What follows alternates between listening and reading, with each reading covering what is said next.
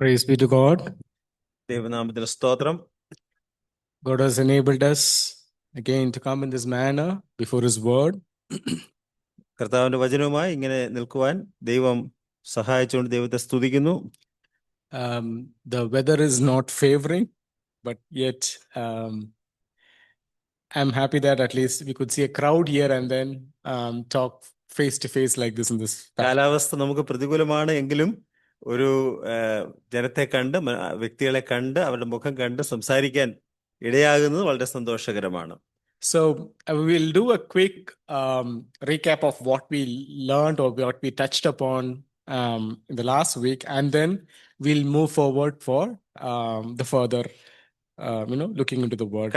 കഴിഞ്ഞ ആഴ്ച നമ്മൾ പഠിച്ചതായിരിക്കുന്ന കാര്യങ്ങളെക്കുറിച്ച് വളരെ പെട്ടെന്ന് ഒന്ന് ഓർത്തിട്ട് മുൻപോട്ട് പോകാം എന്ന് ആഗ്രഹിക്കുക. So last week we were going through what are the problems of sin that was affecting the Corinthian church. കൊരിന്ത്യ സഭയിൽ എന്തൊക്കെയായിരുന്നു പ്രശ്നങ്ങൾ, പാപങ്ങൾ എന്നുള്ളതായിരുന്നു നമ്മൾ കഴിഞ്ഞ ആഴ്ച കണ്ടത്. We identified around 13 sins or the problems that were affecting the Corinthian church. കൊരിന്ത്യ സഭയെ ബാധിക്കുന്നതായി 13 പാപങ്ങളെ കുറിച്ച് നമ്മൾ കഴിഞ്ഞ ആഴ്ച കണ്ടു. And then we were moving into the composition of the church, who were the people who were in that Corinth church. കൊരിന്ത്യ സഭയിലുള്ളതായിരിക്കുന്ന ജനങ്ങൾ അവര് എങ്ങനെ ഏത് തരത്തിലുള്ള വ്യക്തികളാണ് എന്ന് നമ്മൾ കാണുകയുണ്ടായി. There were different classes of people with different intellectual levels as well as wealth. ധനത്തിന്റെയും അതുപോലെ ജ്ഞാനത്തിന്റെയും കാര്യത്തിൽ വ്യത്യസ്തമായിരിക്കുന്ന തലങ്ങളിലുള്ള വ്യക്തികളായിരുന്നു അവിടെ ഉണ്ടായിരുന്നത്. And after that, we were again having a recap of the 3 types of men or the humanity that Paul is trying to position so that he can teach what needs to be corrected. ഇവിടെ ഈ ഭാഗത്ത് തന്നെ 3 വ്യത്യസ്തരായിരിക്കുന്ന ലോകത്തിലുള്ള 3 വ്യത്യസ്തരായിരിക്കുന്ന വ്യക്തികളെ കുറിച്ച് നമ്മൾ കാണുവാനായിട്ട് ഇടയായി. And the greater emphasis is placed on the carnal men because the Corinthian church were mired with the influences of the carnal men, and that is exactly what Paul is trying to address here. അവിടെ വളരെ പ്രധാനമായിട്ട് ജഡികന്മാരായിരിക്കുന്ന വിശ്വാസികളെ കുറിച്ച് ഈ ഭാഗത്ത് നമുക്ക് വളരെ വ്യക്തമായിട്ട് വിശദമായി കാണുവാൻ കഴിയും. കാര്യം കൊരിന്ത്യ സഭയിൽ വാസ്തവത്തിൽ വളരെയധികം സ്വാധീനിച്ചത് ഈ ജഡികരായിരിക്കുന്ന വിശ്വാസികളാണ്. So whenever we talk about the carnal men, Paul is trying to put in a picture in our mind that a grown-up person is consuming milk as his basic or as his solid food. അവിടെ ജഡികന്മാരെ കുറിച്ച് അപ്പോസ്തലൻ പൗലോസ് പറയുമ്പോൾ നമ്മുടെ ഹൃദയത്തിലേക്ക് താൻ കൊണ്ടുവരുന്ന ചിത്രം അവിടെ പ്രായമായ ഒരു വ്യക്തി താൻ ശിശുവിന്റെ പാല് കുടിക്കുന്നതായിട്ടാണ്. So the people who are supposed to consume spiritually solid food, they are continuing to drink milk and live. അവിടെ ആത്മീകമായി കട്ടിയുള്ള ആഹാരം കഴിക്കാൻ അർഹതയുള്ളതായിരിക്കുന്ന വ്യക്തികൾ അവർ പാൽ കുടിക്കുന്ന രീതിയിൽ മാത്രമേ വളർന്നിട്ടുള്ളൂ എന്നുള്ളതാണ് നമുക്ക് കാണുവാൻ കഴിയുന്നത്.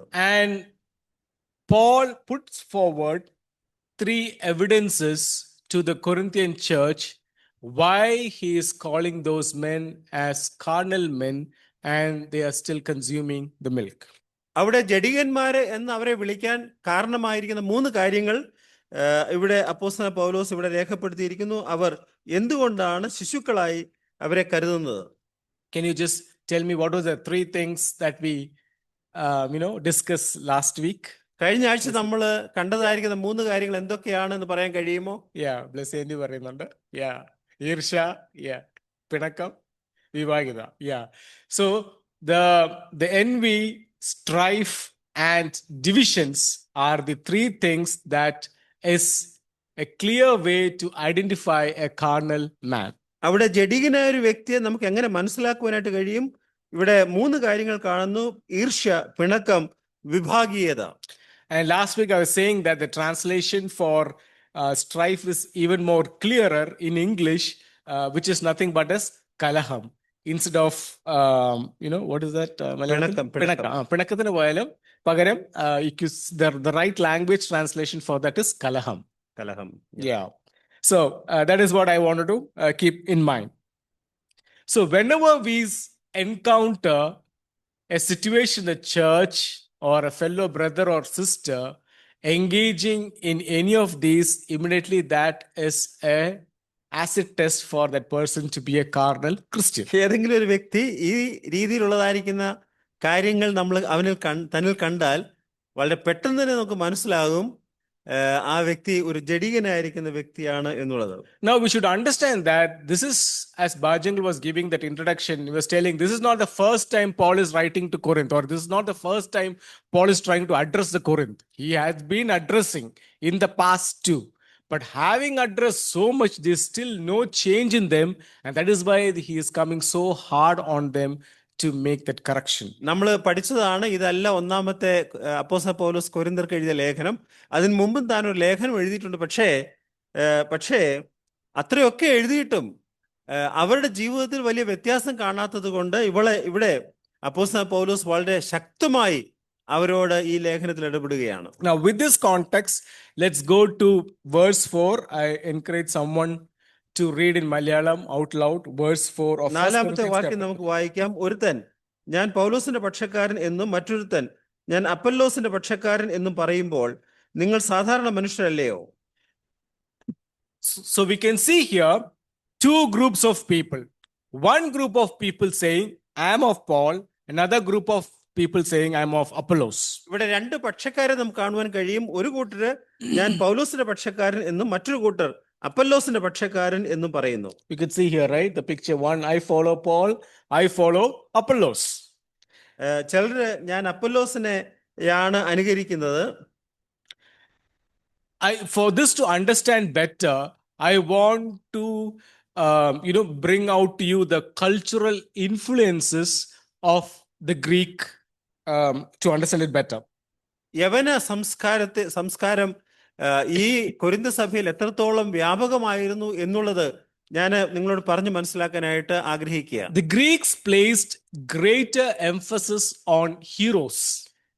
യവനന്മാര് അവര് ഉന്നതന്മാരായിരിക്കുന്ന വ്യക്തികളിൽ വളരെയധികം പ്രാധാന്യത കൊടുക്കുന്നവരായിരുന്നു. They would even proclaim the heroes to be God. If you read the Greek mythology, you could find a lot of heroes, right? Hercules, Apollos, and all that. They are all heroes according to their cultural influence. അങ്ങനെയുള്ളതായിരിക്കുന്ന വ്യക്തികൾ ചില സമയങ്ങളിൽ യവനന്മാർ അവരെ ദൈവം എന്ന് പോലും കരുതിയിരുന്നു. So here what they're trying to do in the church, what the Corinthian believers are trying to do in the church is they are trying to identify heroes among themselves in the church. For me, this guy is the hero. And for me, that guy is the hero. ഇവിടെ കൊരിന്ത സഭയിലുള്ള വിശ്വാസികൾ അവിടെയുള്ള സഭയിലുള്ളതായിരിക്കുന്ന ഉന്നതന്മാരായിരിക്കുന്ന വ്യക്തികളെ കണ്ടുപിടിക്കാനായിട്ട് ശ്രമിക്കുകയാണ്. അവർ പറഞ്ഞു ഈ വ്യക്തി ഉന്നതനാണ്, ഈ വ്യക്തി ഒരു സമുന്നതനായ വ്യക്തിയാണ്. So if you look at the word another in English, when one says I am of Paul and another, which means both of them doesn't have the same characteristics. ഇവിടെ ചിലർ പറഞ്ഞു ഞാൻ അപ്പൊല്ലോസിന്റെ പക്ഷക്കാരനാണ്, ഞാൻ പൗലോസിന്റെ പക്ഷക്കാരനാണെന്ന് പറയുമ്പോൾ ഈ രണ്ട് വ്യക്തികളും അവരുടെ സ്വഭാവത്തിൽ വ്യത്യാസമുണ്ടായിരുന്നു. They are of different kind, they are of different affinities. അവർക്ക് വ്യത്യസ്തമായിരിക്കുന്ന ഒരു സ്വഭാവ രീതിയായിരുന്നു ഉണ്ടായിരുന്നത്. When I was doing this, one thing which came to me, because I grew up in Tamil Nadu, you know that, right? ഞാൻ തമിഴ്നാട്ടിലാണല്ലോ ജനിച്ചു വളർന്നത്. If you want to see a heroism, you should come and see there. അതെ, തമിഴ്നാട്ടിലാണ് അങ്ങനെയുള്ള വ്യക്തി പൂജ ഉള്ള സ്ഥലം. And if you look at the current chief minister, who is a TVK leader, who is that? What is his only qualification? What is his only qualification? Actor. He's an actor. An actor is what? Hero. Yes, he is a hero. He is an actor and became a chief minister. If you ask me any administration skills, I can't comment on it. ഹീറോയുടെ Malayalam എന്തോ? Hero. Yeah. Come on. So he is the person.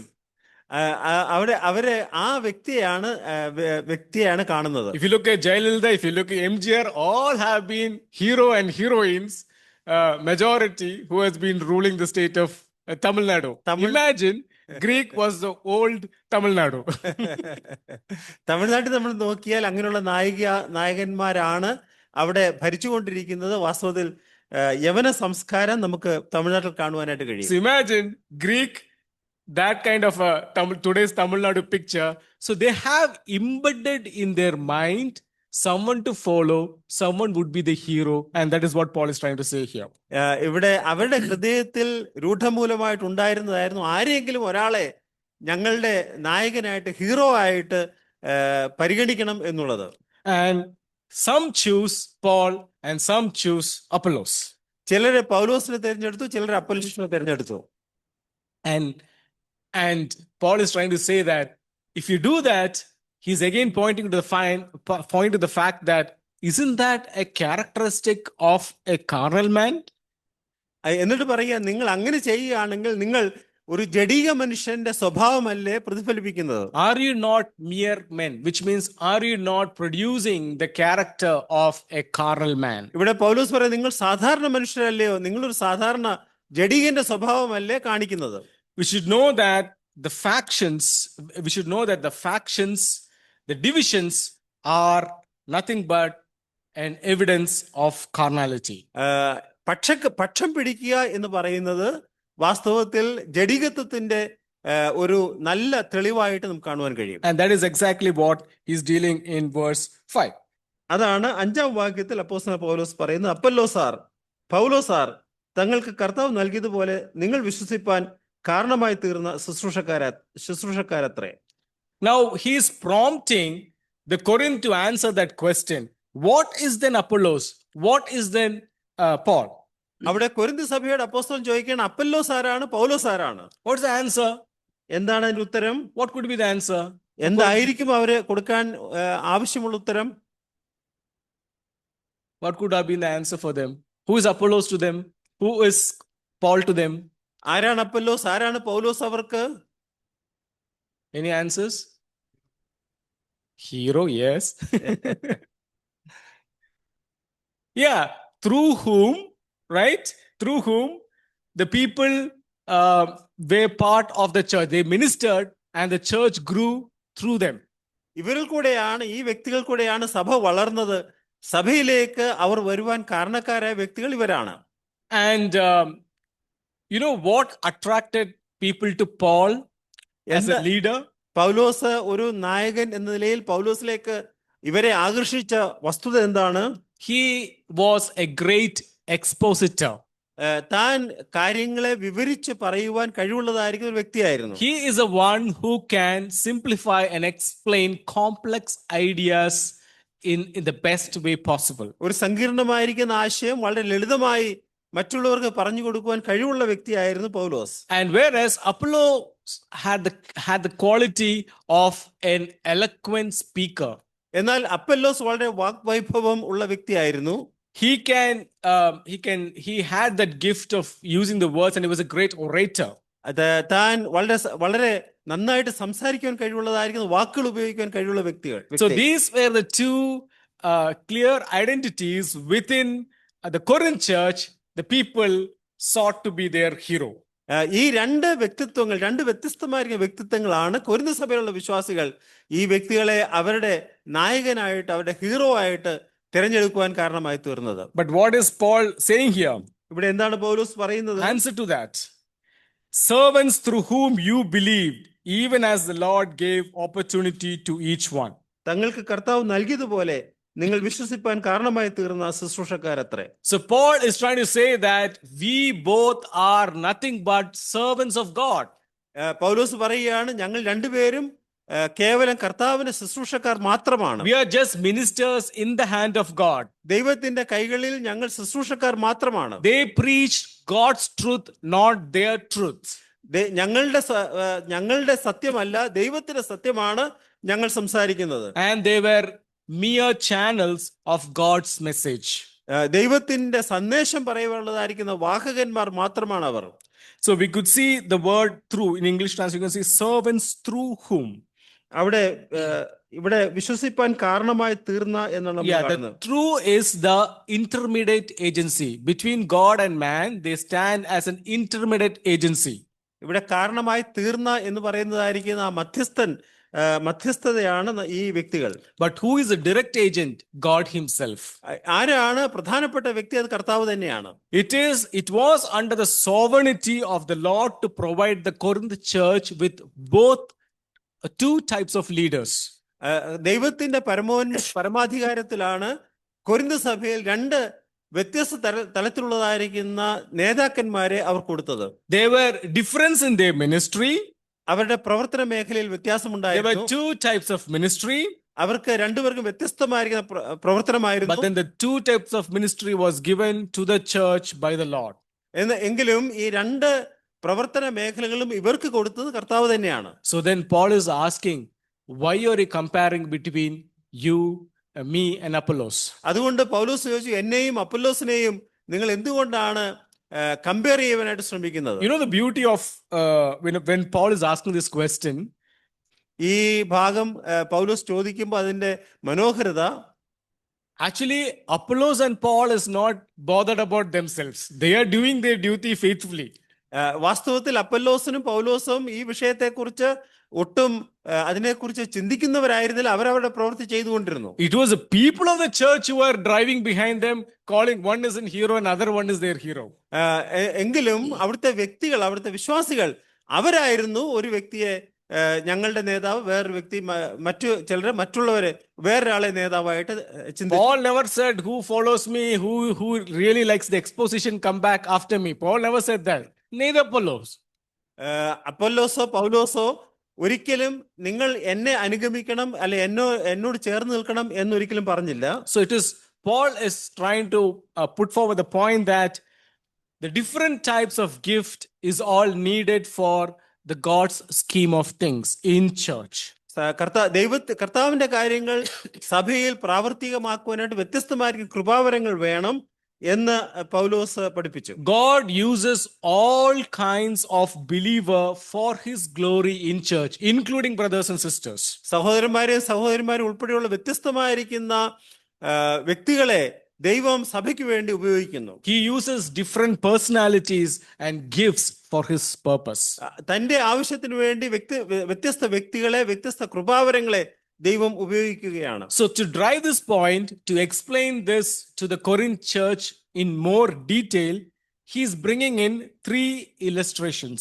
ഇവിടെ ഈ കാര്യം കൊരിന്ത സഭയ്ക്ക് പറഞ്ഞു കൊടുക്കുവാനായിട്ട് അപ്പോസ്തലൻ പൗലോസ് 3 ഉദാഹരണങ്ങൾ കാണിക്കുകയാണ്. Verse 16 until verse 17, he is bringing in 3 examples, 3 illustrations to drive this point. 6 മുതൽ 17 വരെയുള്ള വാക്യങ്ങളിൽ അവിടെ അപ്പോസ്തലൻ പൗലോസ് 3 വ്യത്യസ്തമായിരിക്കുന്ന ഉദാഹരണങ്ങൾ കൊണ്ട് ഈ കാര്യം താൻ തെളിയിക്കുകയാണ്. And what are the 3 illustrations that he wants to bring forward? ഈ 3 ഉദാഹരണങ്ങൾ എന്തൊക്കെയാണ്? From verse 6 to 9, he's bringing in a picture of farm land. അവിടെ 6 മുതൽ 9 വരെ അവിടെ കൃഷിയെ കുറിച്ചാണ് താൻ പറയുന്നത്. From verse 10 to 15, he is bringing a picture of building. 10 മുതൽ 15 വരെ ഒരു കെട്ടിടത്തെ കുറിച്ച് ഞാൻ പറയുന്നു. And from 16 to 17, he is bringing an example or illustration of a temple. അവിടെ 16 17 വാക്യങ്ങളിൽ അവിടെ ഒരു മന്ദിരത്തെ കുറിച്ചാണ് പറയുന്നത്. So let's dwell on the verse 6. 6-ാം വാക്യം, ഞാൻ നട്ടു, അപ്പൊല്ലോസ് നനച്ചു, ദൈവമത്രേ വളരുമാറാക്കിയത്. So in the first illustration, he wants us to imagine a farmland. അവിടെ ആദ്യത്തെ ഉദാഹരണത്തിൽ നാം ഒരു കൃഷിയിടത്തെ കുറിച്ച് ചിന്തിക്കണം എന്ന് ആഗ്രഹിക്കുക. So Paul is telling, imagine a farmland. ഒരു കൃഷി ഇടത്തെ കുറിച്ച് നാം ചിന്തിക്കുക. And who are the farm workers in that farmland? അവിടെ ഉള്ളതായിരിക്കുന്ന പ്രവൃത്തി ചെയ്യുന്ന ആൾക്കാർ ആരൊക്കെയാണ്? The answer is there in verse 6. Who are the workers? Paul and Apollos. So they are the farm workers in the farmland. ആ കൃഷിയിടത്തിൽ ഈ ഭാഗത്ത് അപ്പൊല്ലോസും പൗലോസുമാണ് കൃഷിക്കാർ. Are they both doing the same job? അവർ രണ്ടുപേരും ഒരേ പ്രവൃത്തിയാണോ ചെയ്തുകൊണ്ടിരിക്കുന്നത്? Are they doing the same job? ആണോ? No. What is Paul doing? അവിടെ പൗലോസ് എന്താണ് ചെയ്യുന്നത്? Planting. And what is Apollos doing? ഞാൻ നട്ടു, അപ്പൊല്ലോസ് നനച്ചു. Okay, so they're doing 2 different things. Now let me ask a question. But does these 2 jobs complement each other? ഈ രണ്ട് കാര്യങ്ങൾ അവർ രണ്ടും വ്യത്യസ്തമായിരിക്കുന്ന കാര്യങ്ങളാണ് ചെയ്യുന്നെങ്കിലും ഇത് രണ്ടും പരസ്പര പൂരകങ്ങളായിരുന്നുവോ? ആയിരുന്നോ? Can you agree to that?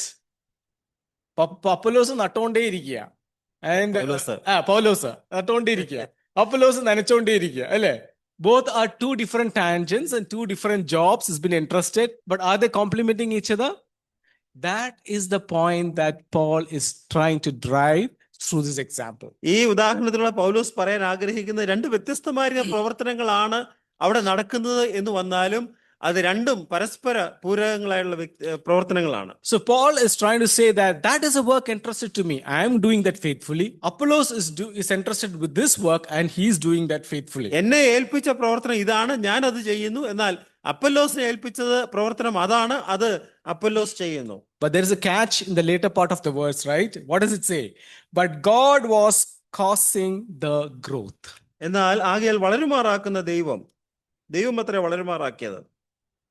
God did not choose Paul or Apollos to build the church separately. പൗലോസോ അപ്പൊല്ലോസോ സഭ വ്യത്യസ്തമായി പണിയുവാനായിട്ട് ദൈവം ആഗ്രഹിച്ചില്ല. But they brought both of them as a team for the church to work together as a team for the church. എന്നാൽ അവർ ഒരുമനപ്പെട്ട് നിന്ന് സഭയ്ക്ക് വേണ്ടി പ്രവർത്തിക്കുവാനായിട്ട് കർത്താവ് ആഗ്രഹിച്ചു. They are not rivals, they are fellow workers. അവര് എതിരാളികളല്ല, അവര് ഒരുമിച്ച് പ്രവർത്തിക്കുന്നവരാണ്. But as they work together, as they complement each other in their work, അവരുടെ പ്രവർത്തനത്തിൽ അവർ ഒരുമിച്ച് പ്രവർത്തിക്കുമ്പോൾ if you notice any increase, any growth in the work that they're doing, to whom does that belong to? അവർ ചെയ്യുന്ന പ്രവർത്തനത്തിൽ എന്തെങ്കിലും ഒരു വളർച്ച ഉണ്ടെങ്കിൽ അത് ആർക്ക് വേണ്ടിയാണ് എന്നുള്ളത് നിങ്ങൾക്ക് ഇവിടെ ആർക്കുള്ളതാണ്? What is that growth belong to? ആർക്ക് വേണ്ടിയാണ്? God, right? കർത്താവിന് വേണ്ടി. So who is Paul and Apollos? അങ്ങനെയെങ്കിൽ അപ്പൊല്ലോസും പൗലോസും ആരാണ്? They're workers, they're contractors. The land doesn't belong to Apollos or Paul. The land belongs to God. The land belongs to God.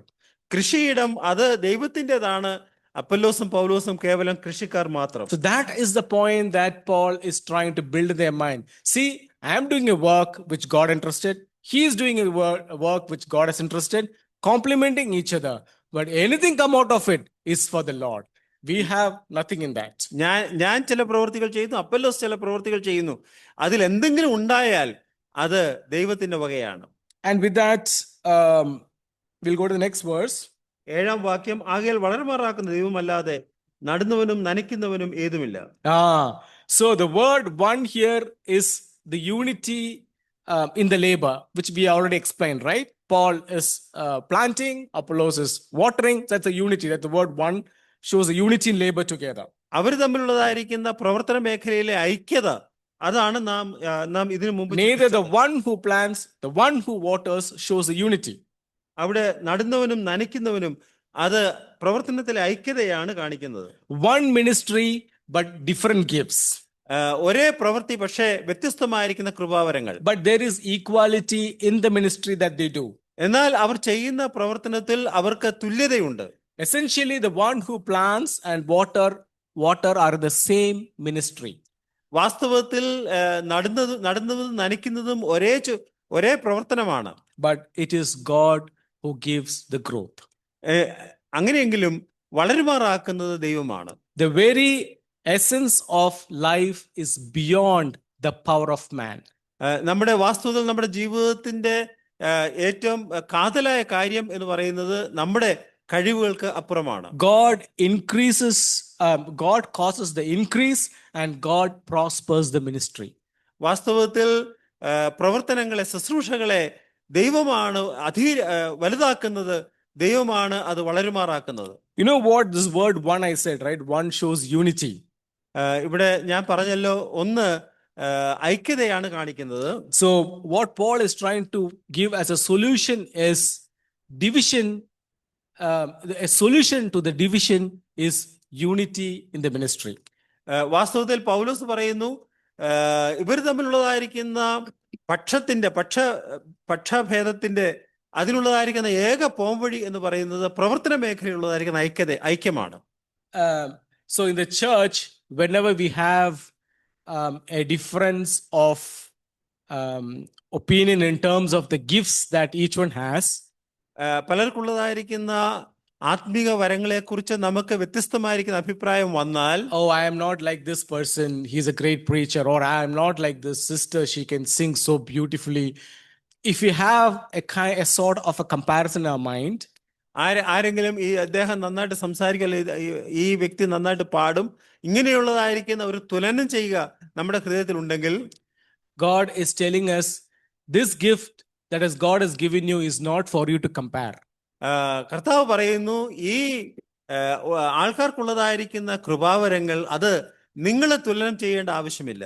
Because it is He who does the growth, so do your job faithfully. എന്തുകൊണ്ടെന്നാൽ വളരുമാറാക്കുന്ന ദൈവമാണ്, നീ നിന്റെ ചുമതല കറക്റ്റായിട്ട് യഥോചിതം നിർവഹിക്കുക എന്നുള്ളതാണ്. And why? That is answered in verse 8. 8-ാം വാക്യത്തിൽ എന്തുകൊണ്ട് എന്ന് അവിടെ നാം വായിക്കുന്നു, നടുന്നവനും നനയ്ക്കുന്നവനും ഒരുപോലെ ഒരുത്തന് താന്റെ അധ്വാനത്തിന് ഒത്തവണ്ണം കൂലി കിട്ടും.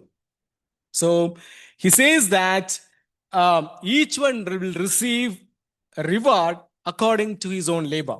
ഇവിടെ നാം വായിക്കുന്നു, തന്റെ പ്രവർത്തനത്തിനനുസരിച്ച് ഓരോരുത്തരും കൂലി കിട്ടും. Reward for manual work. താൻ ചെയ്തതായിരിക്കുന്ന പ്രവർത്തനത്തിന് തനിക്ക് കൂലി. And when will we receive this reward? നമുക്ക് എപ്പോഴാണ് ഈ കൂലി ലഭിക്കുന്നത്? When will we receive? എപ്പോ കിട്ടും? When? Sure, alle. When do you receive the reward? ഇവിടെയും അവിടെയും കിട്ടും. ഇവിടെ അവിടെയും കിട്ടും, yes. But the one which is, the one that we need to really look forward is when we stand in front of the judgment seat of Christ. ക്രിസ്തുവിന്റെ ന്യായാസനത്തിന് മുമ്പാകെ നാം നിൽക്കുന്ന ആ സമയമാണ് വാസ്തവത്തിൽ നമുക്ക് പ്രതിഫലം ലഭിക്കുന്നത്. This is not that white throne judgment. അത് വെള്ളസിംഹാസനത്തിലെ ന്യായവിധിയല്ല. But this is where you are evaluated how you have been manually laboring for the Lord in his farmland. നാം കർത്താവിന്റെ കൃഷിയിടത്തിൽ എങ്ങനെയാണ് അധ്വാനിക്കുന്നത് എന്ന് നമ്മെ കുറിച്ച് അവലോകനം ചെയ്യുന്നതായിരിക്കും സ്ഥലമാണ് ക്രിസ്തുവിന്റെ ന്യായാസനം. Golicha in one of his sermon clearly explained this judgment seat of Christ and the white throne judgment. So who would have listened to that would have got it clear in their mind what these two judgments are. So I'm not going to dwell on that. Yeah, Bhima. So whoever stands in the judgment seat of Christ will be rightly rewarded for the work that he has done. ആരൊക്കെ ക്രിസ്തുവിന്റെ ന്യായാസനം മുമ്പാകെ നിൽക്കുമോ അവർ ചെയ്ത പ്രവൃത്തിക്ക് അനുസരിച്ചുള്ളതായിരിക്കുന്ന പ്രതിഫലം ലഭിക്കും. So what we need to check is whether we have given the fullest effort according to the gift that God has given us. ദൈവം നമുക്ക് നൽകിയതായിരിക്കുന്ന കൃപാവരങ്ങൾക്ക് അനുസരിച്ച് പൂർണ്ണമായി നാം നമുക്കുള്ളത് കൊടുത്തുവോ എന്നുള്ളത് നാം ചിന്തിക്കേണ്ടത് ആവശ്യമാണ്. So God is asking us, or Paul is trying to drive that point, that if you do a job and God gives the growth and God gives the reward, why at all there is rivalry and divisions and envy and jealous among you? അവിടെ പൗലോസ് പറയുന്നു, നീ ഒരു പ്രവൃത്തി ചെയ്യുന്നു, എന്നാൽ ദൈവമാണത് വളരുമാറാക്കുന്ന, ദൈവമാണ് നിനക്ക് പ്രതിഫലം തരുന്നത് എങ്കിൽ നീ എന്തുകൊണ്ട് ഈ പ്രവർത്തനത്തെ കണ്ട് നിങ്ങൾ ആ വിഷയത്തിൽ നിങ്ങൾ എന്തുകൊണ്ട് അങ്ങോട്ടും ഇങ്ങോട്ടും വഴക്കുണ്ടാക്കേണ്ട ആവശ്യമുണ്ട്? And if you are continuing to do it even now, നിങ്ങൾ ഇപ്പോഴും അത് ചെയ്യുന്നുവെങ്കിൽ, I want you to drive to that picture I always show, the baby with the milk bottle, the carnal man I am. അങ്ങനെ നിങ്ങൾ ആയിരിക്കുന്നുവെങ്കിൽ, നാം നേരത്തെ കണ്ടതായിരിക്കുന്ന പടം, ശിശുക്കൾ ഒരു പാലുമായിട്ട് നിൽക്കുന്ന ശിശു പോലെ ജഡികനായിരിക്കുന്ന വ്യക്തിയായി നാം ആയിരിക്കുന്നു. And that is what Paul is trying to say through this verse. ഈ വാക്യങ്ങളിലൂടെ പൗലോസ് പറയുവാൻ ആഗ്രഹിക്കുന്നു. Let's go to verse 9. 9-ാം വാക്യം, ഞങ്ങൾ ദൈവത്തിന്റെ കൂട്ടുവേലക്കാർ, നിങ്ങൾ ദൈവത്തിന്റെ കൃഷി, ദൈവത്തിന്റെ ഗൃഹനിർമ്മാണം. Yeah, we are God's fellow workers. ഞങ്ങൾ ദൈവത്തിന്റെ കൂട്ടുവേലക്കാർ. You know what? This verse has Devam or God 3 times repeated. ഈ ഭാഗത്ത് ദൈവം എന്നുള്ള വാക്ക് ഈ വാക്യത്തിൽ തന്നെ 3 പ്രാവശ്യം പറഞ്ഞിട്ടുണ്ട്. God's fellow workers, ദൈവത്തിന്റെ കൂട്ടുവേലക്കാർ, God's field, ദൈവത്തിന്റെ കൃഷി, God's building. ദൈവത്തിന്റെ ഗൃഹനിർമ്മാണം. Which means everything is centered around whom? Everything is centered around whom? God. അതിന്റെ അർത്ഥം എന്താണ്? ഈ എല്ലാ കാര്യങ്ങളും അത് കേന്ദ്രീകരിച്ച് ആരിലാണ്? ദൈവത്തിൽ. The entire result of God's work is His. Result is His. ദൈവത്തിന്റെ പ്രവൃത്തിയുടെ എല്ലാം ആത്യന്തികമായി ദൈവത്തിൽ തന്നെയാണ് കേന്ദ്രീകരിച്ചിരിക്കുന്നത്. So I suppose we are clear about the illustration of the farmland, right? We are clear about the illustration of ഞാൻ വിചാരിക്കുന്നു കൃഷിയിടത്തെ കുറിച്ചുള്ളതായിരിക്കും ഈ ഉദാഹരണം നമുക്ക് വളരെ വ്യക്തമായി മനസ്സിലായി എന്ന്. And next we'll go to the verse 10, to the second illustration. രണ്ടാമത്തെ ഉദാഹരണം 10-ാം വാക്യം വായിക്കാം. എനിക്ക് ലഭിച്ച ദൈവകൃപയ്ക്കൊത്തവണ്ണം ജ്ഞാനമുള്ള ഒരു പ്രധാന ശില്പിയായി അടിസ്ഥാനമിട്ടിരിക്കുന്നു. മറ്റൊരുത്തൻ മീതെ പണിയുന്നു. താൻ എങ്ങനെ പണിയുന്നു എന്ന് ഓരോരുത്തരും നോക്കിക്കൊള്ളട്ടെ. Now the verse 10 starts with the word according. അവിടെ 10-ാമത്തെ വാക്യം ആരംഭിക്കുന്നത്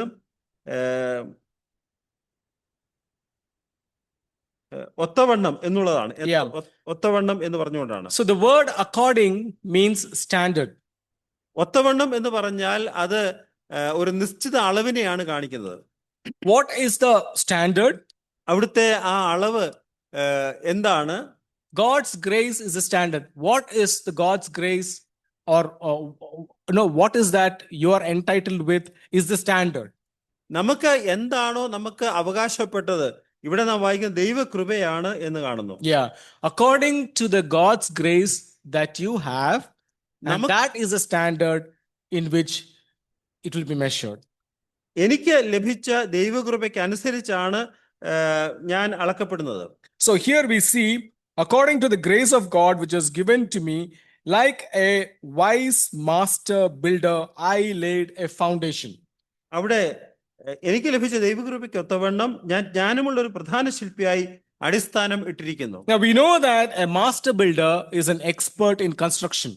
ഒരു പ്രധാന ശില്പി വാസ്തവത്തിൽ പണിയുന്ന കാര്യത്തിൽ താൻ വളരെ പ്രാവീണ്യം ഉള്ള വ്യക്തിയാണ്. So we know that those who have owned your homes, or you have constructed your homes, you would have given the contract to someone to construct that house, right? For a certain amount of money, you get an agreement, then you give the contract. നമുക്കറിയാം, നാം സാധാരണ ഭവനം നിർമ്മിക്കുമ്പോൾ നാം ആർക്കെങ്കിലും ആ ഭവനം നിർമ്മിക്കാനായിട്ട് ഒരു കോൺട്രാക്ട് കൊടുക്കും. And the contractor works on it based on the specifications you have given. നാം പറയുന്ന രീതിയിൽ കോൺട്രാക്ടർ ആ കെട്ടിടം പണിയും. And once the job is done, does that building belong to the contractor because he built it? എന്നാൽ ഈ പണി കഴിയുമ്പോൾ ആ കെട്ടിടം കോൺട്രാക്ടറുടെ വകയാകുമോ? No, right? The building belongs to me. പക്ഷേ ആവത്തില്ല, അത് നമ്മുടെ തന്നെ ആയിരിക്കും. So it's in the way Paul is trying to put forward that Paul himself is identifying as a master builder. He is a master builder. He is a contractor for the Lord, entrusted with building church. ഇവിടെ അപ്പോസ്തലൻ പൗലോസ് പറയുകയാണ്, ഞാൻ പ്രധാന ശില്പിയാണ്, സഭ പണിയാനായിട്ട് എന്നെ ദൈവം ഏൽപ്പിച്ചതായിരിക്കുന്ന ഒരു കേവല ശില്പി മാത്രമാണ് ഞാൻ. But he is a wise contractor. He is using his expertise. He is using the grace according to the standard, and he is employing it in his work. ഇവിടെ താൻ തന്നെ കുറിച്ച് ദൈവകൃപയ്ക്ക് ഒത്തവണ്ണം താൻ ജ്ഞാനമുള്ള ശില്പിയായിട്ടാണ് ഈ കെട്ടിടം പണിയുന്നത്. So we know that Paul was the first one to reach in the Corinth, right, to lay the foundation for the Corinth church. കൊരിന്ത്യ സഭയ്ക്ക് അടിസ്ഥാനം ഇടുവാനായിട്ട് ആദ്യം കൊരിന്തിൽ വന്ന വ്യക്തി പൗലോസ് ആണല്ലോ. And he was very clear that he needs about his ministry according to the grace that God has given to him, that his job is to plant churches. തനിക്ക് ലഭിച്ച ദൈവകൃപയ്ക്ക് ഒത്തവണ്ണം തനിക്ക് അറിയാമായിരുന്നു തന്റെ പ്രവർത്തനം എന്ന് പറയുന്നത് സഭ നടുക എന്നുള്ളതാണ്. With that, we can also read one reference to Romans chapter 15 and verse 20. റോമാലേഖനം 15-ാം അധ്യായത്തിൽ 20-ാം വാക്യം കൂടെ വായിക്കുന്നു. അവിടെ നമ്മൾ 20-ാം വാക്യം, ഞാൻ മറ്റൊരുവന്റെ അടിസ്ഥാനത്തിന്മേൽ പണിയാതിരിക്കേണ്ടതിന് ക്രിസ്തുവിന്റെ നാമം അറിഞ്ഞിട്ടുള്ള ഇടത്തിലല്ല. Yeah, so he is not building on the foundation, but he is laying the foundation. താൻ അടിസ്ഥാനത്തിന്മേൽ പണിയല്ല, അടിസ്ഥാനം ഇടുകയാണ്. So he's saying, like a wise master builder, I laid a foundation and another is building on it. അവിടെ അപ്പോസ്തലൻ പറയുന്നു, ഒരു പ്രധാന ശില്പിയായി, ജ്ഞാനമുള്ള പ്രധാന ശില്പിയായി ഞാൻ അടിസ്ഥാനമിടുന്നു, മറ്റൊരുത്തൻ അതിന്റെ മീതെ പണിയുന്നു. Who is that another? ആരാണ് ആ മറ്റേ വ്യക്തി? Who is that another? Apollos. Apollos is the other person who is building on the foundation which was laid by Paul. അപ്പൊ ഈ മറ്റേ വ്യക്തി ആരാണ്? അത് അപ്പൊല്ലോസ് ആണ് പൗലോസ് ഇട്ട അടിസ്ഥാനത്തിന്മേൽ പണിയുന്നത്. When I was reading through this, I have not traveled with Paul, but most of the theologians and people, they say that Paul had actually planted around 15 to 20 local churches in the Mediterranean region. അവിടെ Mediterranean റീജിയനില് ആ ഏരിയയില് അപ്പോസ്തലൻ പൗലോസ് ഏതാണ്ട് 15-20 സഭകൾ സ്ഥാപിച്ചതായിട്ടാണ് എനിക്ക് മനസ്സിലാക്കാനായിട്ട് His സാധിച്ചത്. job is to lay the foundation, help someone build on it. He moved to the other place. He will lay the foundation, administer someone to build on it. And that's how he has been doing his ministry. His job, his calling is to lay foundation for the church. തന്നെ ദൈവം വിളിച്ചത് ഓരോ സ്ഥലത്ത് എന്ന് അവിടെ ഒരു സഭ സ്ഥാപിക്കുക, അവിടെ നടുക എന്നുള്ളതായിരുന്നു. And then to the later part of the verse, but each man must be careful how he builds on it. എന്നാൽ ആ 10-ാം വാക്യത്തിന്റെ അവസാന ഭാഗം താൻ എങ്ങനെ പണിയുന്നു എന്ന് ഓരോരുത്തരും നോക്കിക്കൊള്ളട്ടെ. Now this is a warning. ഇത് നമുക്കൊരു മുന്നറിയിപ്പാണ്. Be careful. മുന്നറിയിപ്പാണ്. Beware. സൂക്ഷിക്കുക. One cannot do God's work with envy, strife and divisions. അവിടെ ഒരുവന് ഒരിക്കലും ഈർഷ്യയും പിണക്കവും വിഭാഗീയതയും വെച്ചുകൊണ്ട് ദൈവത്തിന്റെ ഭവന നിർമ്മാണം സാധ്യമല്ല. The only standard by which we could do God's work is by His grace. അവിടെ ദൈവത്തിന്റെ പ്രവർത്തനത്തിന് ഏക സാധ്യത എന്ന് പറയുന്നത് ദൈവകൃപയ്ക്ക് ഒത്തവണ്ണം എന്നുള്ളതാണ്. That is the only standard by which you would employ or work for God's labor for God's work. ദൈവത്തിന്റെ പ്രവർത്തനത്തിന് ഏതെങ്കിലും രീതിയിൽ നമുക്ക് ചെയ്യുവാൻ കഴിയുമെങ്കിൽ അത് ദൈവകൃപയ്ക്ക് ഒത്തവണ്ണം എന്നുള്ളതാണ്. Hope it is clear for you that we need to be very careful how each one of us build on it. നാം ഓരോരുത്തരും വളരെ സൂക്ഷ്മതയുള്ളവരായിരിക്കണം. നാം എങ്ങനെയാണ് ഈ പണിയിൽ നമ്മെ തന്നെ ഏർപ്പെടുത്തുന്നത് എന്നുള്ളത് നാം ശ്രദ്ധിക്കേണ്ടതാണ്. With that, let's go to the verse 11. 11-ാം വാക്യം, യേശുക്രിസ്തു എന്ന് ഇട്ടിരിക്കുന്ന അടിസ്ഥാനമല്ലാതെ മറ്റൊന്നിടുവാൻ ആർക്കും കഴിയുകയില്ല. So here we see that for no man can lay a foundation other than the one which is laid. ഇവിടെ അപ്പോസ്തലൻ പറയുകയാണ് ഇട്ടിരിക്കുന്ന അടിസ്ഥാനമല്ലാതെ വേറൊന്നിടുവാൻ ആർക്കും കഴിയുകയില്ല. Now you may be confused about this word, right? Because one I told Apollos is laying the foundation, and now Paul is laying the foundation, and again Paul is writing here that the real foundation is the Christ himself. നാം ഇതിനു മുമ്പ് നമ്മൾ കണ്ടു അപ്പോസ്തലൻ പൗലോസ് പറഞ്ഞു ഞാനാണ് അടിസ്ഥാനമിട്ടത് എന്ന് പറഞ്ഞു. എന്നാൽ ഇവിടെ നാം കാണുന്നു യേശുക്രിസ്തുവാണ് അടിസ്ഥാനമിട്ടിരിക്കുന്നത്. You know why? The design of the foundation, the master plan of the foundation is of Christ. അവിടെ ആ അടിസ്ഥാനത്തിന്റെ രൂപരേഖ അത് വാസ്തവത്തിൽ കർത്താവായ യേശുക്രിസ്തു തന്നെയാണ്. Paul is laying the foundation, but the design of the foundation, the structure of the foundation, what the foundation is whose? That is Christ. അവിടെ പൗലോസാണ് അടിസ്ഥാനം ഇടുന്നത്. പക്ഷേ ആ അടിസ്ഥാനത്തിന്റെ കല്ല്, ആ അടിസ്ഥാനം എന്ന് പറയുന്നതായിരിക്കുന്ന അത് കർത്താവായ യേശുക്രിസ്തു തന്നെ. That is the case. What is the foundation? അങ്ങനെയാണെങ്കിൽ എന്താണ് foundation? ആ അടിസ്ഥാനത്തിന്റെ രൂപരേഖ എന്താണ്? What's the design of the foundation? Christ, yeah. But what that? It is gospel. അത് എന്താണ്? അത് സുവിശേഷമാണ്. It is through the life, death and resurrection of Christ. The design of that foundation is the gospel that each one of us preach, or Paul preaches, or Apollo preaches. അവിടെ ഈ അടിസ്ഥാനം എന്ന് പറയുന്നത് എന്താണ്? അത് നമ്മുടെ കർത്താവായ യേശുക്രിസ്തു ജനനം, തന്റെ മരണം, ഉയർത്തെഴുന്നേൽപ്പ് എന്നുള്ളതായിരിക്കുന്ന അതാണ് അടിസ്ഥാനം. അതാണ് അപ്പൊല്ലോസും പൗലോസും പ്രസംഗിക്കുന്നത്. And that is why in verse 11 it starts with saying, for no man can lay a foundation other than the one which is laid. അതുകൊണ്ടാണ് ഇവിടെ 11-ാം വാക്യത്തിൽ മറ്റാർക്കും വേറൊരു അടിസ്ഥാനം ഇടുവാനായിട്ട് സാധ്യമാകുകയില്ല എന്ന് പറയുന്നത്. That is the blueprint of the foundation. അതാണ് അടിസ്ഥാനത്തിന്റെ blueprint. Yeah, if Lijo brother tomorrow by his work and there is a church that comes in Arur region, അവിടെ നമ്മുടെ പ്രിയ ലിജോ ബ്രദർ അവിടെ പ്രവർത്തിക്കുന്നത് കൊണ്ട് അരൂരിൽ ഒരു സഭ സ്ഥാപിച്ചു എന്ന് വിചാരിക്കുക. he is laying the foundation of a church in Arur. അവിടെ അരൂരിൽ ഒരു സഭയ്ക്ക് താൻ അടിസ്ഥാനമിട്ടു. But the design of that foundation, the structural design of that foundation is who?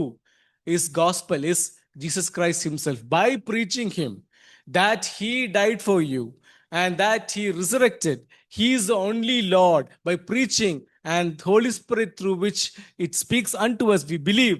And when people gather, we are built on the foundation of Christ. അവിടെ ആ സഭയ്ക്ക് അടിസ്ഥാനമിട്ടു എന്ന് പറയുമ്പോൾ അതെന്താണ് അവിടെ സംഭവിക്കുന്നത്?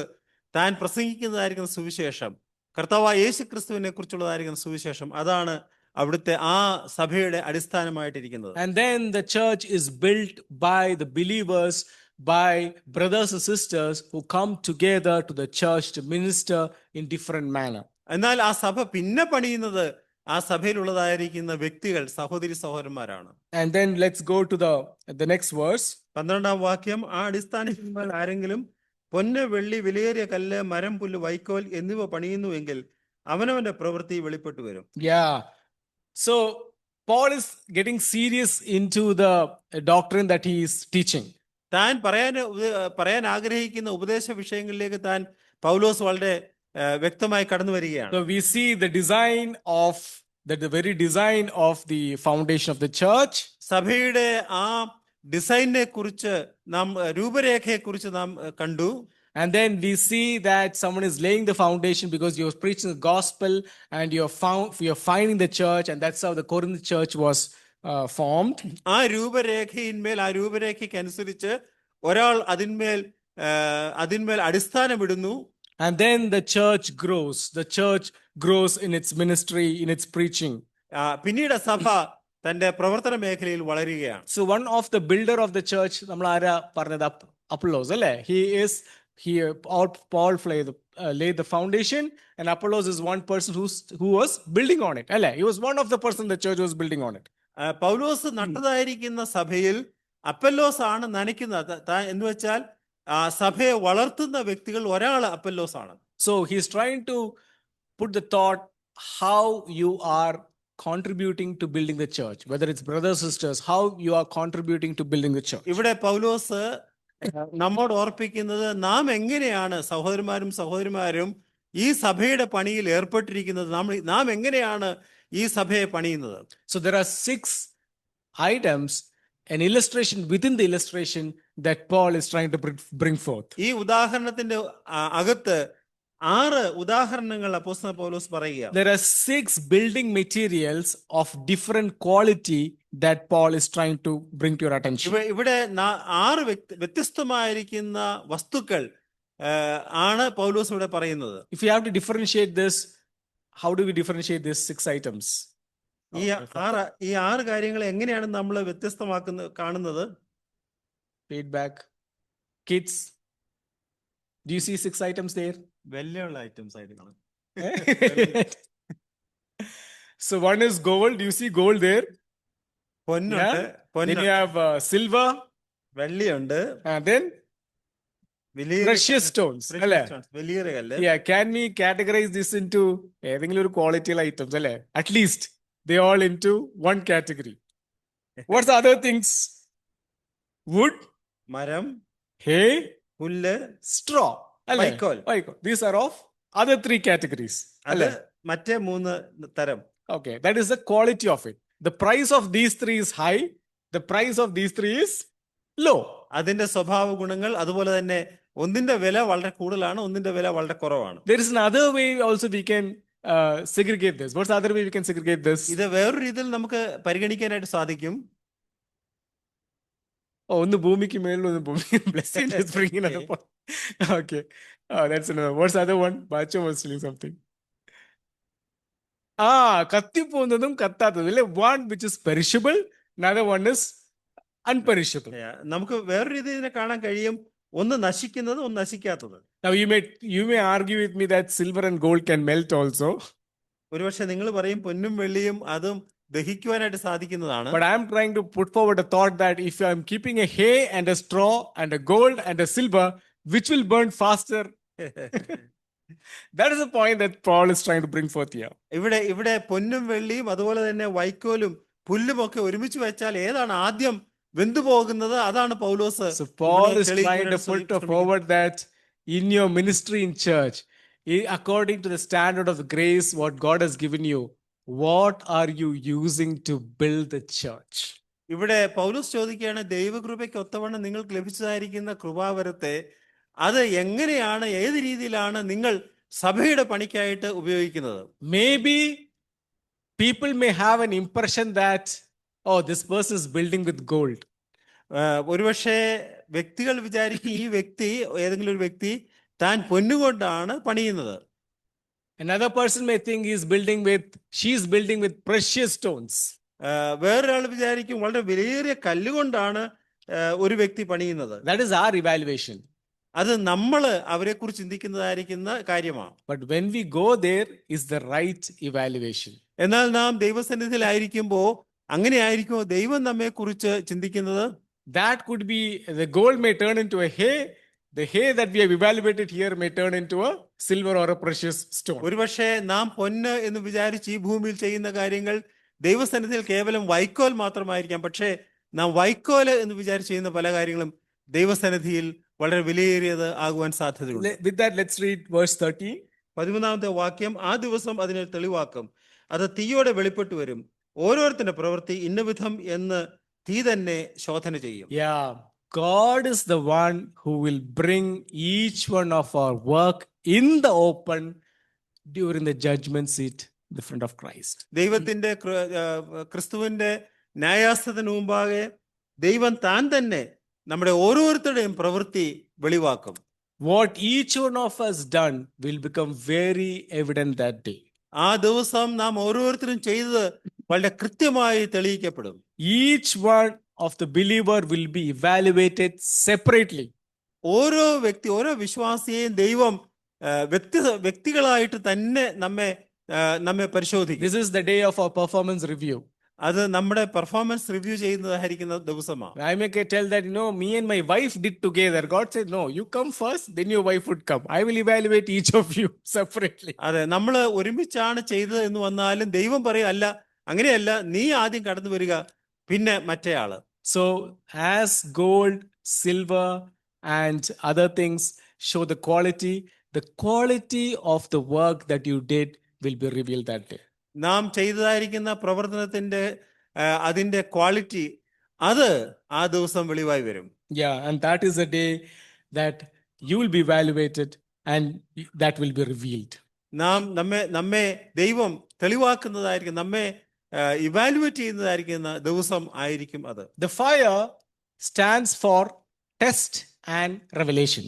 അവിടെ തീ എന്ന് പറയുന്നത് നമ്മെ പരിശോധിക്കുന്നതായിരിക്കുന്ന പരിശോധനയാണ് കാണിക്കുന്നത്. Two things. It will test you and it will reveal what you are. അവിടെ രണ്ട് കാര്യങ്ങൾ, ഒന്ന് നമ്മെ പരിശോധിക്കും, രണ്ട് നാം ആരാണ് എന്ന് തെളിവാക്കപ്പെടും. The judgment will distinguish what is superior and what is inferior building material. ആ ദിവസം, ആ ന്യായവിധി ദിവസം എന്താണ് നല്ലത്, എന്താണ് നല്ലതല്ലാത്തത് എന്നുള്ളത് അവിടെ വെളിവായി വരും. The judgment day will prove what is destructible, what is undestructible. എന്തൊക്കെയാണ് നശിക്കുന്നത്, എന്തൊക്കെയാണ് നശിക്കാത്ത പ്രവൃത്തി എന്നുള്ളത് അന്ന് തെളിവായി വരും. And that day is sure to come. ആ ദിവസം തീർച്ചയായിട്ടും, അങ്ങനെ ഒരു ദിവസം തീർച്ചയായിട്ടും വരിക തന്നെ ചെയ്യും. If you are using an inferior building materials to build the church, നാം ഈ സഭയെ നമ്മുടെ ദൈവത്തിന്റെ സഭയെ പണിയാനായിട്ട് വിലയില്ലാത്തതായിരിക്കുന്ന ഒരു വസ്തുവാണ് ഉപയോഗിക്കുന്നതെങ്കിൽ what will we get? നമുക്ക് എന്ത് ലഭിക്കും? What will we get? എന്ത് ലഭിക്കും? We'll read 14 and close this. 14ാം വാക്യം വായിക്കാം. ഒരുത്തൻ പണിത പ്രവൃത്തി നിലനിൽക്കും എങ്കിൽ അവന് പ്രതിഫലം കിട്ടും. 15ാം വാക്യം. ഒരുത്തൻ പ്രവൃത്തി വെന്തുപോയെങ്കിൽ അവന് ഛേദം വരും, താനോ രക്ഷിക്കപ്പെടും, എന്നാൽ തീയിൽ കൂടി എന്ന പോലെ അത്രേ. Yeah. So what does it say? So there's the test, there's a reveal, and then what next? അവിടെ നമുക്കൊരു പരിശോധനയുണ്ട്, അവിടെ ഒരു തെളിവാക്കലുണ്ട്. പിന്നെന്താണ് സംഭവിക്കുന്നത്? There is a reward. അവിടെ പ്രതിഫലമുണ്ട്. See, if any man's work which is built on it remains, he will receive a reward. അവിടെ പണിത പ്രവൃത്തി നിലനിൽക്കും, അവന് പ്രതിഫലം ലഭിക്കും. The text in the test of fire, if your work endures, and if you're using a superior and durable material to build the church, you will surely receive a reward. അവിടെ നിലനിൽക്കുന്നതായിരിക്കുന്ന ഒരു കാര്യമാണ് അവിടെ ഉപയോഗിച്ച് നാം പണിയുന്നതെങ്കിൽ നമുക്ക് തീർച്ചയായിട്ടും പ്രതിഫലം ലഭിക്കും. But if any man is working with the inferior quality and destructible materials, he will definitely suffer loss. അവിടെ വെന്തുപോകുന്നതായിരിക്കുന്ന വില കുറഞ്ഞതായിരിക്കുന്ന വസ്തുക്കൾ കൊണ്ടാണ് ഒരുവൻ പണിയുന്നതെങ്കിൽ തീർച്ചയായിട്ടും അവന് നഷ്ടം വരും, ഛേദം വരും. But you know, there's an interesting verse towards the last of the verse 15, you could see, but he himself will be saved. അവിടെ നാം വായിക്കുന്ന താനോ രക്ഷിക്കപ്പെടും. He will be saved. അവൻ രക്ഷിക്കപ്പെടും. Salvation cannot be forfeited. രക്ഷ നഷ്ടപ്പെടുകയില്ല. When I was reading this, I was like, I don't know what to say. Though that man has built the church with all inferior materials, he's failed the performance review. He has lost. Yeah, lost. But still God says, still you will be with me. കേരളത്തിലെ school പോലെ തോറ്റാലും ജയിക്കും. That shows the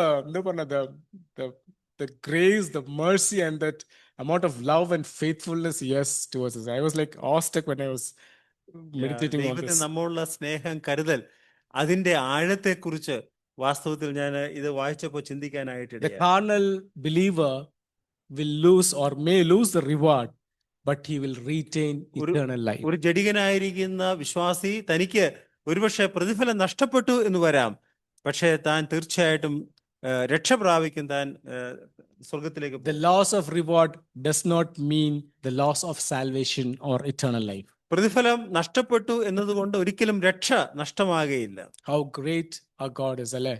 നമ്മുടെ ദൈവം എത്ര വലിയവനാണ്. And that is why there is nothing in us. നമ്മളൊരു ആരാധനയ്ക്ക് when we come for worship, we should just imagine, irrespective of what we do, whatever, God still says, I love you.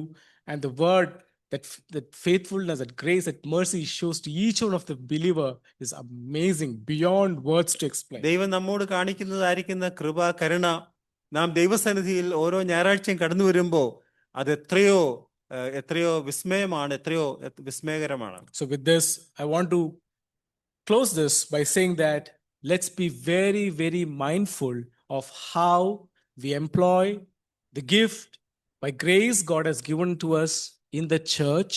Are we using inferior materials to build the church, or are we using the superior materials to build his church? നമുക്ക് ലഭിച്ച ദൈവകൃപയ്ക്ക് ഒത്തവണ്ണം നാം സഭയുടെ പണിയിൽ ഏർപ്പെട്ടിരിക്കുന്നു എന്നുള്ളതായിരിക്കും, നാം ഏത് തരത്തിലുള്ളതായിരിക്കുന്ന വസ്തുക്കളാണ് ഉപയോഗിക്കുന്നത് എന്ന് നമ്മെ തന്നെ പരിശോധിക്കുവാനായിട്ട് ഈ രാത്രി ആഗ്രഹിക്കുക.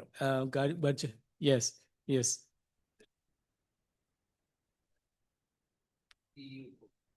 Yeah, thief. Yeah. അത് വളരെ I have not come to that. Not to that. Yeah. It's so through fire. Yes. 15-ാം വാക്യത്തിന്റെ അവസാനം, താനോ രക്ഷിക്കപ്പെടും, എന്നാൽ തീയിൽ കൂടി എന്ന പോലെ എത്ര. Yeah, Bachan point. I just want to say. Yeah. രക്ഷപ്പെട്ടെന്നുള്ളതേ ഉള്ളൂ. Yeah. Though the fire will burn down the house, he will escape with just the life, the eternal life. അതെ, താൻ ചെയ്ത പണി അത് പൂർണ്ണമായിട്ട് വെന്ത് നശിച്ചു പോവും, പക്ഷേ താൻ തീയിൽ കൂടി അങ്ങനെ അങ്ങ് രക്ഷപ്പെടും. This picture. Just his life, he has life, but he has lost everything. This will be the picture of the person, the carnal person who's building the church. Yeah. So thanks, Baicha, for emphasizing that. And let's this word continue to speak to us and be very mindful when we come to church, and when we are in this manner in our church, employing our gifts. ദൈവം നമ്മെ ഈ വാക്കുകളാൽ ദൈവം നമ്മെ സഹായിക്കുമാറാകട്ടെ. പ്രാർത്ഥിക്കാം. പോളച്ചാൻ കടന്നു വന്ന് പ്രാർത്ഥിച്ച close ചെയ്യാം. പോൾസ്.